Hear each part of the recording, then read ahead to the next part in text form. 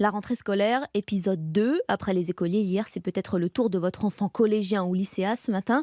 Peut-être aussi qu'il traîne un peu les pieds. Alors, comment leur donner le goût d'apprendre? C'est notre thématique justement toute la journée sur Europe 1. Changer de méthode, changer de matériel, c'est une partie de la réponse. Dans certains établissements, les tableaux noirs partent progressivement à la retraite. Oui, et pour les remplacer, les collectivités misent sur des tablettes numériques. Alors, est-ce que ça marche? C'est ce qu'on est allé vérifier à Marseille avec notre correspondant Stéphane Burgat.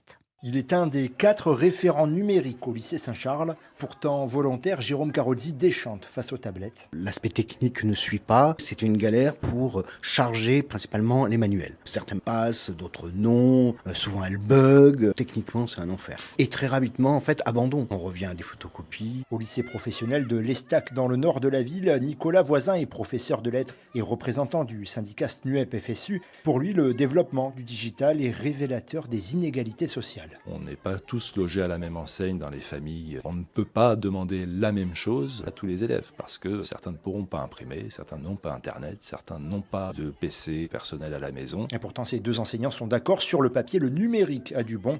Même son de cloche pour la présidente du mouvement des parents d'élèves, Séverine Gilles. Le numérique a ses avantages du partage de fichiers. Il y a l'avantage pour les enfants en situation de handicap pour qui le support numérique est plus facile que d'écrire et les cartables moins lourds. Mais il y a aussi plein d'autres choses qu'il faut garder pour développer la créativité. Et attention, conclut-elle, à la tentation du tout numérique. Marseille, Stéphane Burgat, Europe 1.